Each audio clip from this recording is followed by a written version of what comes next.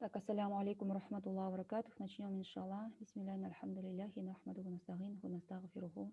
ونعوذ بالله من شرور أنفسنا ومن سيئات أعمالنا من يهده الله فلا مضل له ومن يضلل فلا هادي له وأشهد أن لا إله إلا الله وحده لا شريك له وأشهد أن محمدا عبده ورسوله. Так, жалғастырамыз. Бізде 8 сабақ өтті. Я сол 8-ші сабақтың шархында емес, кітабында бізде исім мақсур деген топқа кіретін сөздер келген еді. Исім мақсур деген топқа кіретін сөздер келген еді. Исім мақсур деген бір топ сөздер. Ол қандай сөздер? Аяғында, сөздің аяғында әлиф мындай немесе мындай әлиф болатын болса, бұл әлиф олардың жаңағы түбірінен болатын болса, ол сөздің түбірінен болатын болса, және оған дейін фәтха болатын болса, ол сөздер исім мақсур деп аталады, сестры. Исім мақсур дегеніміз ол сондай сөз, сондай исім, исім муғрып, то есть еғропталатын, түрі өзгеретін, аяғында әлиф мындай мақсура деп аталатын әлиф, немесе әлиф тауиля деп аталатын әлиф, ұзын тауиля деп аталатын, немесе мақсура, қысқа әлиф деп аталатын әлиф болатын болса, және ол әлиф қосымша емес, соның сөздің түбірінен болған әлиф болатын болса, коренной, оған дейін фәтха болатын болса, ол исімдер исім мақсур деп аталады. Исім мақсур деп аталады. Сол сөздер негізі неде болған еді? Кітапта, шархта қарастырылмаған. Сондықтан сол сөздерді бір иғробын бір қарастырып кетейік. Ол мысалы мусташфа сөзі, мусташфа сөзін әл-мусташфа, мысалы, әл-мусташфа. Әл-мусташфа фи хаза шариғи. Мысалы, осы сөйлемді қарастыратын болсақ, әл-мусташфа дегеніміз больница, больница мына көшеде, больница мына көшеде. Енді әл-мусташфа қарайтын болсақ, алды фатха, аяғы әлифпен аяқталған. Так, бұл асылынан, то есть түбірінен, бұл әлиф түбірінен, бұл сөздің, бұл жаңа исім мақсурға жатады, Енді бұлардың иғроптары қалай болады? Бұл иғропта әл-мусташфа деген сияқты сөздер, әлиф алфавитте вообще ешқандай харакатты қою мүмкін емес ол әріпке. Әлифті бір мысалы фә, ха, айн, аи, ғу, ша, ши, шу деп айта аламыз ғой мысалы, Ал әлифке ешқандай харакат қойып, оны дыбыстау мүмкін емес. Әлиф не үшін қажет? Әлиф алдындағы фәтханы созатын, Оның әлифтің звугы просто воздухтан шығады, түгел ауыз қуысынан шығады. Фә деп фәтханы созамыз, фә деп, мысалы, бә деп, мысалы, мә деп, мысалы, созамыз. Так, сол әлиф сол үшін ғана керек екен, өзінің звугы жоқ, понимаете? Ол әлифтің өзінің звугы жоқ. Сондықтан бұл жерге мысалы, әл-мусташфа бізде не болып тұр, мына жерде муптада болып тұр, ол роф септігінде тұру қажет, роф септігінде даммамен. Дамманы біз мына жерге қоя алмаймыз, әлифке дамманы қойып, бір любой харакатты қойып оқи алмаймыз, Сондықтан бұның ішіндегі харакаты көрінбейді, просто көрінбейді. Соны біздер иғропта жазуымыз керек екен. Мысалы, әл-мусташфа у деп айта алмаймыз, әл-мусташфа у деп та айта алмаймыз. Неге? Әл-мусташфа у деп айта алмаймыз, у деп айтатын болсақ, ол хамза болып кетеді уже. Сондықтан әл-мусташфа бізде болады муптада, муптада марфуун ва аламату рофхихи ад-домма. Ад-домма. Бұл ад-домма бар ішінде, бірақ ол муқаддара. Ал-муқаддара дегеніміз ол подразумеваемая, ал-муқаддарату. Домматул муқаддарату, подразумеваемая. Только біз меңзей аламыз оның ішінен. Ол жерде меңзей аламыз, тек қана ойда айта аламыз. Потому что алифте мүмкін емес дедік. Ал-муқаддара. Енді біздер мына жерге точка қойып, әрі қарай кете алмаймыз. Точка қойып, просто так әрі қарай кете алмаймыз. Неге? Себебі точка қойып кететін болсақ, это значит обычное явление, обычное состояние слова, это нормально, никаких вопросов как бы нету. А бізде вопрос, конечно же, мысалы, дома дейтін болсақ, точка қойып кете береміз. Доманы көріп тұрсақ, точка қойып кете береміз. Ал муқаддара деп подразумевается деп айтатын болсақ, оның причинасын обязательно иғропта көрсетіп кету керек. Домматул муқаддарату. Соның причинасын неге? Манаға мин зухуриха, оның көрінуіне запретны жасаған, оның көрінуіне запретны болған, оның көрінуіне кедергі болған, не нәрсе? Ат-тағаззур деп айтылады. Ат-тағаззур. ат-тағаззур. Ат-тағаззур. Невозможность. Невозможность. Невозможность. Мына жерде мысалы домматул муқаддарату манаға мин зухуриха ат-тағаззур. Ат-тағаззур дегеніміз невозможность. Почему невозможно? Потому что на алиф поставить какой-либо харакат невозможно. Мүмкін емес, мүмкін емес, мүмкіншілік жоқ. Соны біздер иғрабта обязательно айтып кетуіміз керек екен. Түсінікті ме? Бұл жерде мына исм мақсур деген топқа жататын сөздер болады. Сол сөздердің иғрабтары осындай болады, сестры. Қандай да бір сөйлем мүшесі болмасын, ол мубтада болсын, исм мажрур болсын, мысалы, басқа бір тем болсын, ешқандай харакаты, ол дамма тұрсын ол жерде, кәсра тұрсын ол жерде, фатха тұрсын ол жерде, ешқайсысы көрінбейді. Алиф тұрған кезде соңында сөздің ешқандай харакат көрінбейді. Бәрі харакат мұқаддара болып тұрады, сөздер подразумевается болып қалады. Оның причинасы ат-тағаззур. Ат-тағаззур, невозможность деп осындай иғрабқа жазып кетеміз. Енді фи бізде харф жар مبني على السكون لا محل له من الإعراب. هذا өткен сабақта алдық, اسم إشارة مبني على السكون ненің орында? في محل дейміз, не дейміз? في محل جر اسم مجرور дейміз, потому что ол фиден кейін келіп тұр, сестры, фиден кейін келіп тұр. Хәзі исм ишарадан кейін әл артикльмен сөз тұр бізде. Ол не болады бізде? Аш-шариғи бәділ болады. Мәжрурун ва аламату жаррихи әл-касра. То есть бәділ бізде алдындағы исм ишараның иғробын қайталайды дедік, падежін қайталайды. То есть бәділ мәжрур обязательно, соны ескереміз, сестры. Мәжрур ва аламат жаррихи әл-касра. Енді бұл жерде вашибухул джумля хабар, وشبه الجملة في هذا الشارع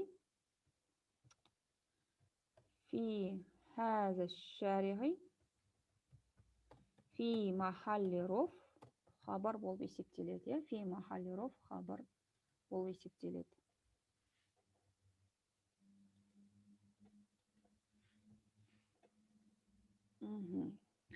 Осыны өздеріңізге түртіп жазып аламыз. Түсінікті ма? Осында исм мақсур деп аталатын сөздер болады. Оны жаңа айттық, анықтамасын жазып алуларыңа болады. Ол анықтама болып есептеледі, манаға айтқан. Ал сол сөздің соңында алиф болса, ол алиф немесе мақсура немесе тауиля болатын болса, оның алды фатха болатын болса, және ол алиф сөздің түбірімен болатын болса, ол исм мақсур деп аталады. Исм мақсурдың иғрабтары постоянно алифте невозможность себебінен, ат-тағаззур себебінен ешқандай харакаттың көрінуі мүмкін емес.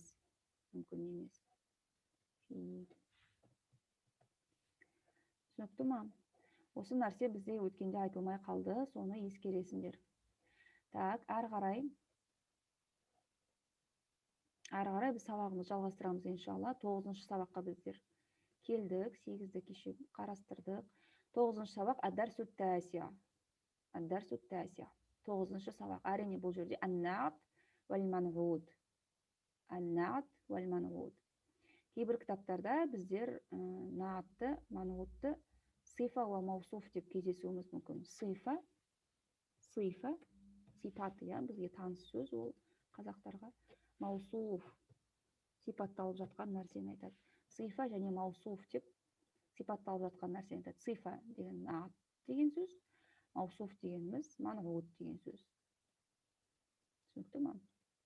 Енді ол сифа деген не? Сипат. Қандай деген сұраққа жауап беретін сөйлемшесі былай айтқанда. Мысалы, хазар роджулул кариму табибун. Мына благородный мужчина врач. Мына мужчина, ол благородный. Значит, біздер мына мужчина благородный деп айтпаймыз. Мына благородный мужчина табибун, врач деп айтамыз. То есть біздер қазақ тіліне аударғанда өзіміздің тіліміздегі дұрыс вариантты айтуымыз керек. Мысалы, мына мужчина благородный врач деп айтпаймыз ғой. Мына благородный мужчина, бұл жерде кімді сипаттап тұр? Мужчинаны сипаттап тұр. Сол мужчинаға қатысты болғасын біз мына благородный мужчина деп мужчинаны сипаттайық. Қай мужчина? Қандай мужчина? Благородный мужчина деп врач деп айтамыз. Түсінікті ма? Аббасун тәжирун ғанiyun. Аббас бай саудагер. Аббас бай саудагер. То есть Аббас саудагер бай деп айтқан дұрыс емес. Аббас бай саудагер деп дұрыс біз айтуымыз керек екен. Біз неге дұрыс айтамыз? Себебі біздің дұрыс түсінуімізге, өзіміздің, во-первых, немесе біз айтып жатқан адамымызға дұрыс ол түсіну үшін, біздер қазақ тілінде де немесе орыс тілінде аударғанда түсінуге, дұрыстап түсінуге тырысамыз, сестр. Сондықтан переводтарына, мағыналарына біз қалай айтып жатырмыз, соған мән береміз. Аббасун тәжирун ғанiyun дегенде, Аббас бай саудагер. Аббас қандай саудагер? Бай саудагер деп мына саудагер сөзіне байланыстырамыз. Түсінікті ма? Саудагер, бай саудагер. Әл-арабияту луғатун джамилатун. Әл-арабияту луғатун джамилатун. Арабский әдемі тіл. Қандай тіл? Әдемі тіл деп біздер арабский тіл әдемі деп айтқан дұрыс болмайды. Дұрыс болмайды. Енді бұл жерде мысалдарда әр-роджулу манғут, әл-карим наат деп тұр. Манғут дегеніміз сипатталып тұрған нәрсе, сипатталып тұрған объект манғут деп аталады. Әл-карим наат. Наат деген кәдімгі сөйлем мүшесінің аты, сестры. Сөйлем мүшесінің аты анықтауыш деген нәрсеге примерно келеді біздің қазақ тіліміздегі. Тәжирун манғут, ғанiyun наат. Луғатун манғут, джамилатун наат. Әл-мирвахату фил ғурфатил кабирати. Так, бұл мысалдарға көшпес бұрын, давайте біздер иншаллах қалай құрастыратымызды үйреніп кетейік. Наат манғутты жалпы сөйлемімізде біздер қалай айтамыз? Мысалы, мына көшеде әдемі тал, мысалы, мына көшеде. Әдемі ағаш мына көшеде. Біз қалай айтамыз? Әдемі ағаш мына көшеде. Біздер ағаш туралы айтып жүрміз, ол әдемі екен айтып тұрмыз. Араб тілінде әш-шаджарату, әл-джамилату нағыты, сипаты кейін жүреді. Қазақ тілінде немесе орыс тілінде сипаты алда жүреді. Мысалы, әдемі ағаш. Сипаты әдемі деген сипат ағаштың алдында жүреді айтқанымызда, Ал араб тілінде наоборот жүреді. Әш-шаджарату әл-джамилату деп. Біздер дұрыс болмайды. Әл-джамилату әш-шаджарату деп айтқан дұрыс емес. Араб тілінің грамматикасы бойынша олай айтылмайды. Сипатталып тұрған нәрсе бірінші тұрады, сипаты, оның сипаты екінші тұрады. Сондықтан әш-шаджарату әл-джамилату фи хаза шариғи. Мына көшеде. Әдемі ағаш мына көшеде. Енді біздер әш-шаджарату деп алдық, сосын әл-джамилату дедік. Бұны қалай құрастырдық жалпы? Бұны қалай құрастырамыз? Нағыт манғутты қалай құрастырамыз? Әрине, сестр, бұл жерде мындай ереже бар. Так, нағыт манғутқа ереді. Нағыт манғутқа ереді. Ол не деген сөз? Біздің манғутымызға қарап, сипатталып тұрған объектімізге қарап, оған қандай деген сұрақты қоя отырып, біз соның нағытын құрастырамыз. Солай ғой. Мысалы, біздер кітап туралы айтатын болсақ, кітапты сипаттайтын болсақ, мысалы, қазақ тілінде кітап деген сипаттайтын болсақ, кітап, мысалы, әдемі кітап, үлкен кітап, кішкентай кітап, мысалы, біз қазақ тілінде родқа неге бөлінбегендіктен біздер орыс тілімен салыстырып көрейік. Мысалы, книга.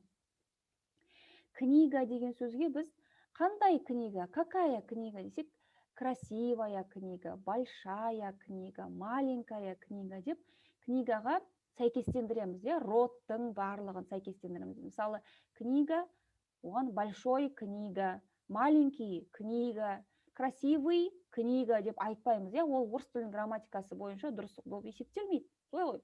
Сол сияқты араб тілінде де, сестр, біздер ағаш деген сөзді сипаттағымыз келіп тұрма, әш-шаджарату деп женский родтағы сөзді айтқымыз келіп тұрма, оның сипатында біздер әл-джамилату деп родын бірдей қыламыз.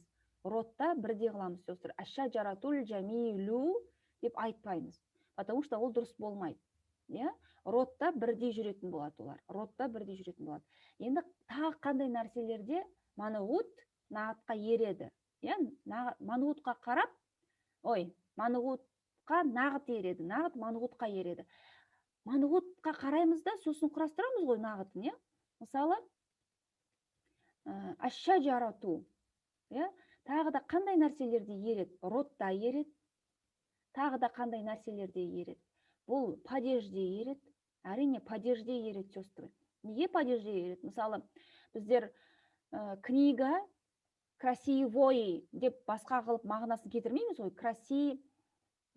Красивой книга десек, уже красивая деп айтуымыз керек, мысалы. Бірақ красивой книга немесе мысалы тағы қандай красивой книге, мысалы, сосын мысалы оның бәрін сәйкестендіруіміз керек, книга десек, уже красивая деген сияқты, сол сияқты мына падеждерін кәсіраға, фатхаға, мына жерде манғутымыз даммамен тұратын болса, оны басқаға өзгерте алмаймыз, обязательно дамма тұруымыз керек, себебі аш-шаджаратул джамиляту дегеніміз уже екеуі бір падежде тұрғаны бір мағына береді, сестры. Екеуі бір жаққа қарап тұрғанын білдіреді негізі. Мысалы, аль-джамиляти десек, красивой деген мағынаны алып кетуі мүмкін, ол красивое дерево. Мысалы, дерево красивое. Мысалы, орыс тілінде бізде средний род дегенде болады ғой. Сол сияқты сәйкестендіруіміз керек. Сондықтан падежда бірдей болу керек, сестры. Сонымен ротта, падежде, мынаның падежі қандай? Манғуттікі. Нағыттікі да сондай болады. Түсінікті ма? Нағыт манғутқа ереді. Так, ротта, падежде, сосын накера мағрифа. Так, мағрифа накерада ереді. То есть, біздің манғутымыз, сестры, накера болатын болса, нағытымыз да накера болады. Манғутымыз мағрифа болатын болса, нағытымыз да мағрифа болады. То есть, бұл жерде аш-шаджарату деп, мысалы, әлмен тұрма, нағытымызды да обязательно аль-джамиляту деп қоямыз екен, сестры. Неге? Себебі ол нағыт қой. Нағыт қылуымыз үшін сөйтеміз. Ал егер ол нағыт қылмас, мысалы, бұлай айтатын болсақ, аш-шаджарату джамилятун фи хаза шариғи дейтін болсақ, бұл не үшін бізде, мысалы, джамиля тун болып кетеді уже, аль-артиклі болмағанда. Аль-артиклі болмағанда, мысалы. Бұл жерде ол нағыт бола алмай қалады да, егер біз осы айтылып жатқан ережелерді сақтамасақ, соблюдать етпесек, бұл нағыт бола алмай қалады. Бұл жерде уже бұл хабар болып кетеді. Бұл жерде әдемі тал деп, әдемі ағаш деп айта алмаймыз уже. Бұл ағаш әдемі мына көшеде. Ағаш әдемі мына көшеде. То есть, сонда джамилятун бізде хабар болып кетіп тұр да, нағыт бола алмай тұр мына жерге. Түсінікті ма? Сондықтан да, сестры, нағыт манғутты дұрыс құрастыру үшін осы ережелерді айтылып жатқан сақтауымыз керек екен, құрастырып жатқанда. Түсінікті ма? Сонымен, ротта, падежде, накера мағрифада, сосын числода ереді. Число дегеніміз көпше түр немесе жекеше түр. Мысалы, аш-шаджарату аль-джамиляту.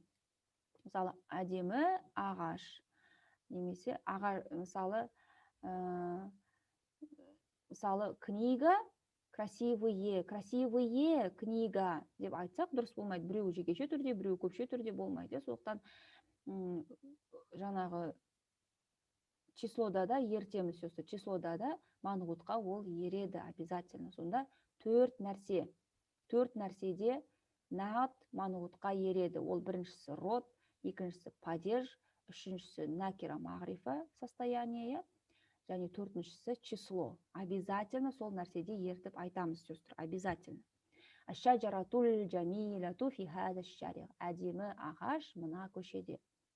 Мысалы, үлкен үй мұғалімдікі. Үлкен үй мұғалімдікі. Оны қалай айтамыз? Әл-бәйтул кәбиру лил мударриси. Үлкен үй мұғалімдікі. Бұл жерде үй үлкен. То есть, әл-бәйтул кәбиру деп біздер Әл-кабирату демейміз, иә, дұрыс болмайды, иә.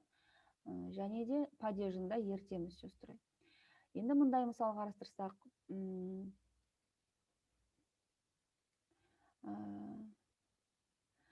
так, науқас ит, машина әдемі, новый машинаның астында. Науқас ит, новый машинаның астында. Біз қалай айтамыз? Науқас ит, қандай ит? Науқас ит. Оны нағыт манғут қыламыз, иә? Әл-кәлбул мариду. Науқас ит, әл-кәлбул мариду тәхті сайяротил жадидати болады екен. Иә? Тәхті сайяротил жадидати. То есть, науқас ит новый машинаның астында. Бұл жерде не деп тұрмыз? Науқас ит новый машинаның астында. Бұл жерде екі нағат манғут конструкциясы бар, иә? Ол біріншісі әл-кәлбул мариду, екеуі. Иә? Қандай ит? Науқас ит. Сосын тәхті сайяротил жадидати. Новый машинаның астында. Бұл жерде новый машина деген өзі екеуі нағат манғут конструкциясында. Енді тексерейік, нағат манғут конструкциясына мына нәрсе келе екен, төрт нәрседе ере екен. Тәхта деген зорф, өзінен кейін мудофун илейхи талап етеді, касрамен. Так, ас-сайяроти уже касрамен тұрғасын, оның нағыты да бізде касрамен тұрады обязательно. Ас-сайяротил жадиди емес, әл-жадидати деп айтамыз, потому что ас-сайяроти женский родта. Родта бар, падежде бар, накира мағрифада бар, числода бар. Әс-сайяроту деп айтып тұрған жоқпыз, сондықтан бұл жерде осылай тексереміз, және өзіміз құрастырып жатқанда сөздері соны обязательно ескереміз. Сөздері. Түсінікті ма? Әртүрлі падежде болу мүмкін. Әртүрлі падежде болу мүмкін, не только роф сөздері. Енді мына мысалдарға қарайық. Мына бізге берілген мысалдарға қарайық. Әл-мирвахату фил ғурфатил кабирати. Фи әл-ғурфати. Бұл просто комната емес, үлкен комната деп айтып тұр ғой, сондықтан фил ғурфати касрамен тұрғасын, оған әл-кабирати деп ертеміз. Наатты ертеміз, әрине. Вентилятор в большой комнате деген мағына. Әл-кубу лил мударрисил жадиди. Не дейді? Стакан принадлежит новому учителю. Принадлежит лил мударриси. Принадлежит учителю. Қандай учитель? Новый учитель. То есть сонда біздер лил мударрисил жадиди деп касра арқылы, біз мұғалімнің нағыт екенін біздер көріп тұрмыз, мұғалімнің нағыт екенін көріп тұрмыз,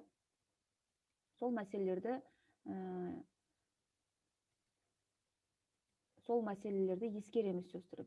Жаңа төрт нәрседе обязательно ереді. Мысалы, хәзір роджулу кариму табибун. Кариму просто так, накира емес, мағрифа емес, қайсына байланысты екенін бізге, қайсына қатысты айтып тұрған бізге белгісіз, сондықтан мынау дұрыс емес дейді. Бұл жүмлә муфида болмайды. Аббасун тәжирун әл-ғанию. Бұл да болмайды дейді. Бұл жерде сәйкестік тағы да болмай тұр. Мәже тәжирун накира тұр, әл-ғанию мағрифа тұр. Бұл да жүмлә муфида болмайды екен. Әл-арабияту луғатун жамилун. Бұл жерде қандай сәйкестік жоқ? Бұл жерде ротта сәйкестік жоқ. Луғатун деген женский ротта, жамилун мужской ротта. Сондықтан бұл да дұрыс құрастырылмаған сөздер. Бұл сөйлемдерді сіздерге дұрыс өздерін құрастыру үшін берілген. Так, дұрыс емес қылып құрастырмаңдар. Лиман тилка сайяратул жадидати. Неге? Мына жерде дамма, мына жерде касра, әрине бұл да дұрыс емес сөздер. Әдемі машина деп айтып тұрған жоқпыз.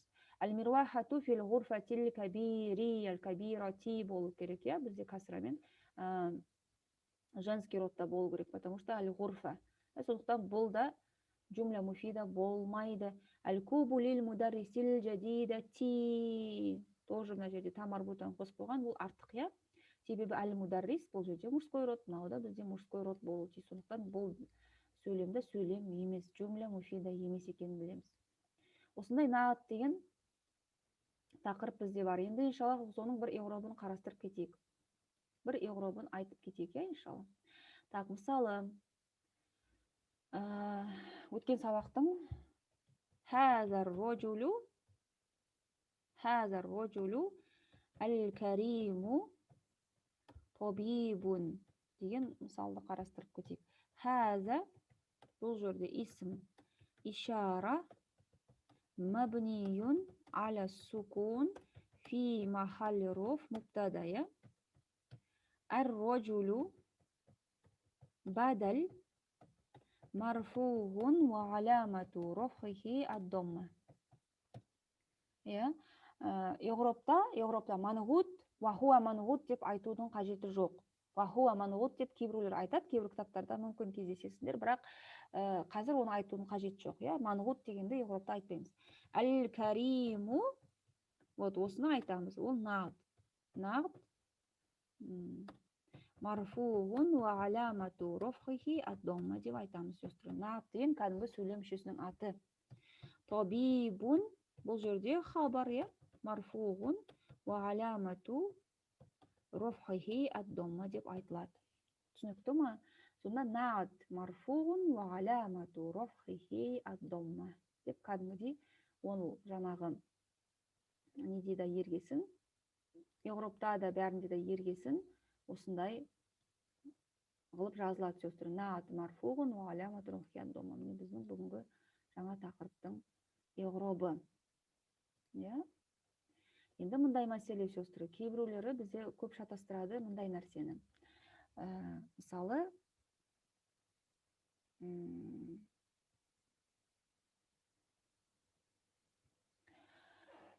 мысалы мынандай нәрсе.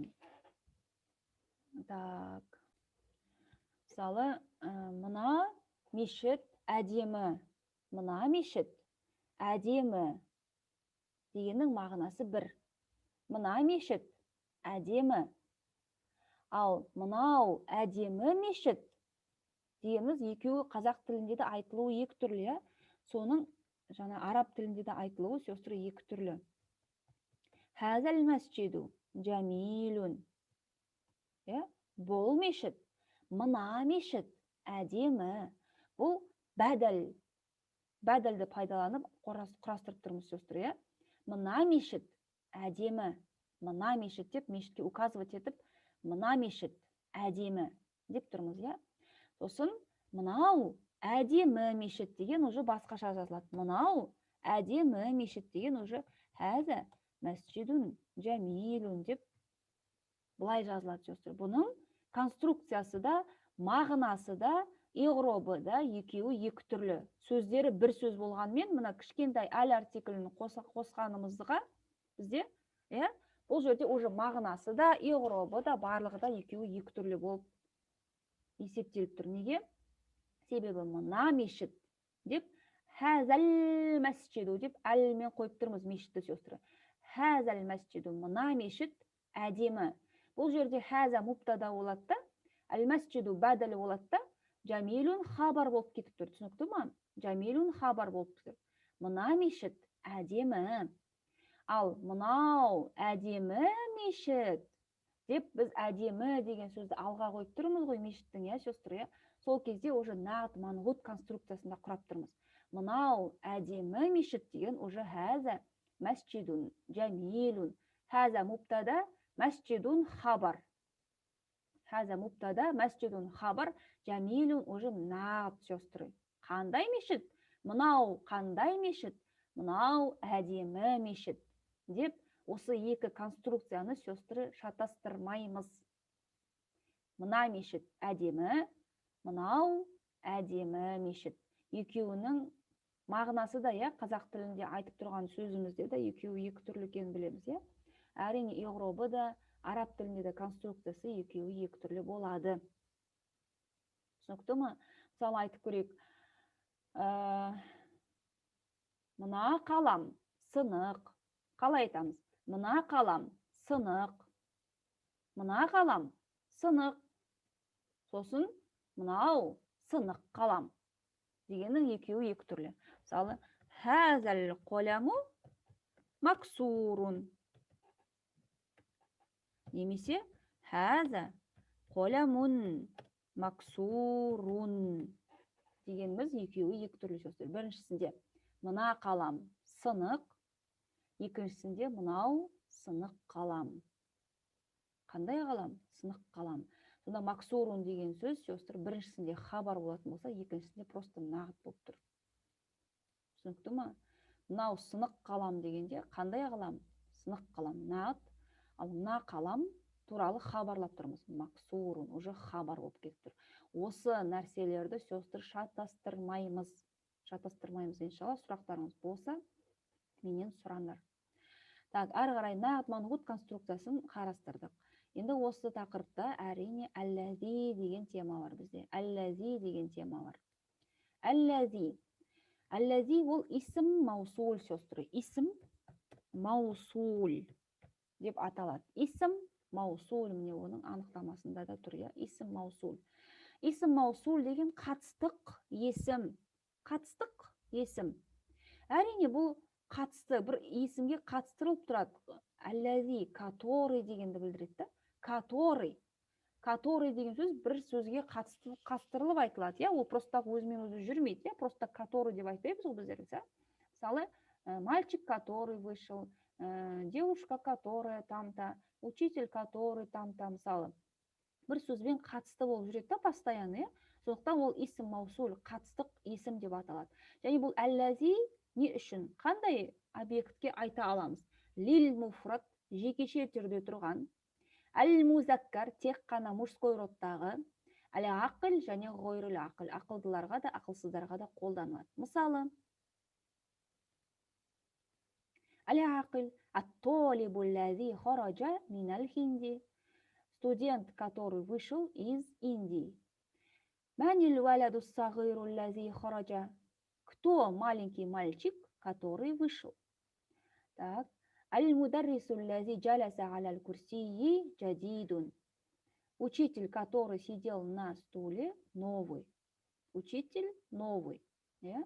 Гойрул ақл. Аль-китабу ләзи аля мактаби лил мударриси. Книга, которая на столе, принадлежит учителю. Лиманил коляму ләзи аля мактаби. Кому принадлежит ручка, которая на столе? Аль-байтуль кабиру ләзи фишшариги лил вазири. Так, большой дом, который на улице, принадлежит министру. Дейді, Енді бұны қалай жалпы өзіміз құрастырамыз? Әлләзи исім маусул дедік, исім маусул. Енді ол әлләзи который что? Который что? Который там-то, который то-то деген бір қосымша нәрсені талап етеді өзіне. Просто так, студент, который деп точка қоя салмаймыз ғой, сестры? Студент, который, мысалы, или ручка, которая что? Да, непонятно. Сондықтан әлләзи өзінен кейін бірдеме талап етеді, поясняющий, соны өзінің жаңағы анықтайтын, өзінің жаңағы поясняющий нәрсені, өзі туралы бірдеме баяндауды талап етеді. Сондықтан әлләзи өзі жүрмейді, өзінен кейін обязательно бір хвостигі болады. Ол хвостигін біздер айтып жүрдік, ол силатуль маусул деп аталатын, Силатуль маусул, связка маусул деп аталады, сөздер. Маусул. Бұл жаңағы хвостигі, әлләзидің талап ететін хвостигі, силатуль маусул деп аталады. Силатуль маусулде нуждается ол. Просто әлләзи, потому что өзі белгісіз нәрсе. Белгісіз нәрсе, солай ғой, сөздері? Белгісіз нәрсе. Силатуль маусулды талап етеді. Сондықтан да, мысалы, мына сөйлемде ат-толибу ләзи хараджа минал хинди. Студент, который что? А который вышел. Видите? А который вышел. Что с ним? Он из Индии деп біздер хабарлап тұрмыз. Міне, басты мәселе ат-толибу муптада минал хинди хабар. Просто студент емес, біз айтып тұрғанымыз, мысалы, айтуымызға болады. Ат-толибу минал хинди. Студент из Индии. Болады, ол жүмля болады, дұрыс болады. Бірақ біз пояснять еткіміз келіп тұр да, қай студент, который вышел, шыққан студент деп айтып тұрмыз, Мына хорожа деген шықты ғой просто. Әлләзимен тұрса, шыққан деген мағынаны береді. Шыққан студент, қай студент? Шыққан студент. Ол Индиядан. Сонда әлләзиді біз сондай бір мағына толықтыру үшін қолданамыз екен. Және әлләзи бұл нағат манғут конструкциясында келіп тұр, себебі ол в основном көбінесе әлләзи нағат болып келеді. Қай студент, қандай студент, который вышел. Әлләзи бұл жерде тоже нағат болады иншаллах. Қазір шамалдан кейін еуробын қарастыратын боламыз. Түсінікті ма? Енді әлләзи исм маусул келді, ол өзінен кейін талап етеді, жаңа нуждается в этом, да, пояснение, который что, который вышел. Қай студент? Ұшқан ба, кеткен ба, кірген ба, қай студент? Шыққан студент. Ол Индиядан деп айтып тұрмыз. Мысалы, мына әл-китабу лази алал мактаби лил мударриси. Әл-китабу басты нәрсе, муптада. Лил мударриси хабар. Книга принадлежит учителю деп айтқымыз келіп тұр. А какая книга? Которая на столе. Которая что? Которая на столе. Алал мактаби деген бізде әлләзиден кейінгі келген силатул маусул деп аталатын хвостигі өзінің. Неге бұл жерде әлләзи алал мактаби дегеніміз қосымша толықтырып тұр бізде сөйлемді просто. Басты мәселе әл-китабу лил мударриси. Сондықтан да сөйлемнің ішінен исм маусулды өзімен жаңа келген силатул маусулымен қоса біз алып тастай аламыз сөйлемнен. Бұл қосымша нәрсе болып табылады тек қана. Біз білеміз ғой, жумля исмия неден тұрады? В основном тек қана басты мүшелері муптада мен хабар болса болды. Ол жумля дұрыс жумля. Жумля пайдалы сөйлем деп аталатын білеміз. Сондықтан біз әлләзимен қоса силатул маусулымен қосып алып тастай аламыз. Сонда әл-китабу лил мударриси деген сөйлем шыға қояды. Түсінікті ме? Сонда әлләзи алал мактаби бізде басты нәрсеге кірмейтінін көріп тұрмыз. Түсінікті ме? Так, енді әлләзиден кейін, сестры, әлләзиден кейін немесе жумля, немесе шибхул жумля келеді. Әлләзиден кейін немесе жумля, немесе шибхул жумля келеді. Ол не деген сөз? Әлләзи жаңа айттық қой, бірдемеде нуждается, да, бір пояснениеде нуждается. Сол нуждается тұрған силатул маусул деп аталатын нәрсеміз немесе жумля түрінде келеді, немесе шибхул жумля түрінде келеді. Мысалы, бір сөзбен келмейді никогда. Бір сөз, мысалы, мына жерде просто әлләзи, который что, который там маридун, мысалы, келмейді. Әлләзи, который вышел. Вышел деген сөз бізге бір сөзбен көрініп тұрғанымен, мына жерде фағилі бар ғой, оның бұл жумля фиғлия бұл негізі, бір фиғилді көріп тұрғанымызбен, біздің оның ар жағында фағил бар. Фиғл, фағил екеуі жумля фиғлияны береді. Сондықтан мына жерде жумля фиғлия түрінде келіп тұр, силатул маусул. Мына жерде алал мактаби шибху жумля түрінде келіп тұр, силатул маусул. Манил валаду сағиру лази хараджа. Бұл жерде тоже силатул маусул, хараджа жумля фиғлия ретінде келіп тұр. Әлләзи алал мактаби тоже жумля, шибхул жумля екенін көріп тұрмыз. Әл-мударрису әлләзи жаласа алал курсии жадидун. Басты мәселе мударристің новый екенін айту бізге. Бірақ қай мұғалім, қандай мұғалім, который сидел на стуле дегеніміз, бұл жерде исм маусулге қосылып жаласа алал курсии, қай мұғалім, который сидел на стуле, бұл жерде жаласа алал курсии жумля фиғлия түрінде келіп тұр, силатул маусул, сестры. Аль-байтул кабиру лази фи шариғи лил вазири. Фи шариғи жар вал маджрур. Тоже бізде не? Шибхул жумляны беріп тұр екен. Түсінікті ма? Енді бізде әлләзиді қажет ететін, және ол болмаса дұрыс болмайтын сөйлемдерді бізге берген екен. Қарайық. Манил валаду сағиру хорожа. Бұл жерде бұл дұрыс емес дейді. Неге дұрыс емес? Себебі бұл жерде былай аударылады сөйлем. Кішкентай бала кім шықты? Шыққан деп айта алмай тұрмыз да, мына жерде. Шыққан деп айта алмай тұрмыз, сестры. Шыққан деп айта алмай тұрмыз да, себебі кім кішкентай бала шықты? Кто маленький мальчик вышел? Дұрыс емес, который вышел деп айта алмай тұрмыз да, сондықтан бұл жерде әлләзи хараджа деген, әлләзи деген бізге жетіспей тұр. Әл-китабу алал мактаби лил мударриси. Кітап үстелдің үстінде, мұғалімдікі. Үстелдің үстіндегі деп айта алмай тұрмыз да, үстіндегі қай кітап? Үстелдің үстіндегі кітап деп, үстіндегі деп айта алмай тұрмыз. Себебі әлләзи мына жерде жетіспей тұр, сондықтан бұл да дұрыс емес дейді.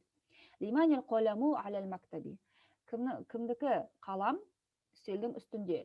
Тағы да үстелдің үстіндегі қай қалам? Үстелдің үстіндегі қалам деп әлләзиді біз мына жерде толығы көрмей тұрмыз. Сондықтан бұл да сөйлем дұрыс болмайды. Түсінікті ме? Мына жерде жазып кеткен. Аннағт ятбағул манғут. ятбағу деген еру, табиға деген еру, иә, табиғиндар ерушілер ғой, солай ғой. Сондықтан нағат ереді манғұтқа дейді. Фит тазкир уа тәнис, мужской родта немесе женский родта еруін айтып кеткен. Уа тағриф уа танкир, мағрифа немесе накирада ереді дейді. Иә, нағат манғұтқа ереді сөздер. Немесе әл-иғроб, иғробта, то есть падежде. Және уәл ифрод, ифрод деген число, числода ереді. Сонда бізде 4 нәрсеге еретінін көріп тұрмыз. Нағат манғұтты 4 нәрседе еруші қыламыз сөздер. Нағатты манғұтқа ертеміз. Осы нәрселерді бізге беріп кеткен екен. Енді мысал ретінде біздер соңғы әлләзидің иғробын қарастырып кетейік. Әлләзиге бір сөйлем айтайық. Мысалы, Әл-китабу ләзи әл-мәктәби лил-мударриси деген сөйлемді қарастырайық. Сонымен біздер 9-шы сабақты аяқтаймыз. Қазір мына кітапты жауып, тақтаны ашып, жаңа сөйлемдің иғробын айтып кетейік иншаллах, сосын тоқтатамыз. Әл-китабу ләзи әл-мәктәби лил-мударриси дедік, я? Книга, которая на столе, принадлежит учителю. Так. Әл-китабу, біз айтамыз, мубтада марфуун ва аламату рафхихи ад-дамма. Әлләзи исм маусул, мабни, ол сөз мабни, аля сукун, сукунге аяқталып бітіп тұр, я? Фи махалли роф нағат болады сөздер. Қай кітап, қандай деген сұраққа сәйкес келеді, ол нағат болады сөздер. Аля харф жар мабниюн аля сукун ла махалла лаху минал иғроб дейміз, я?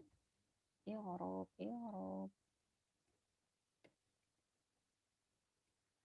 Әл-мәктәби ол исм мәжрур ва аламату жаррихи әл-касра. Енді бұл жерде әл-мәктәби дегеннің шибхул жумлясын жазамыз, не болатынын жазамыз. Ва шибхул жумля әл-мәктәби силатул маусул атыя, силатул маусули. И бұл силатул маусул сөздер ла махалла лаха минал иғроб. Оның иғробта орны жоқ. То есть, кейбір оқушылар бізде оны хабар деп шатастырады. Әл-мәктәби хабар дей салады. Ол хабар болмайды. Неге дедік? Себебі біз айттық, я? Әл-мәктәби тек қана ненің хостигі, әлләзидің ғана хостигі, я?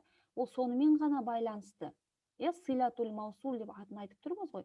Ол связка маусули, только маусулдың хостигі. Личный соныкі болды. Соны пояснять ету үшін, соған толық бір ақпарат беру үшін, просто әлләзиден біз ештеме түсінбейміз. Мысалы, әл-китабу ләзи лил-мударриси деп айтсақ, книга который что? Сондықтан который что дегенді тек қана анықтаушы, тек қана бізге пояснять ететін тұрған нәрсе әл-мәктәби.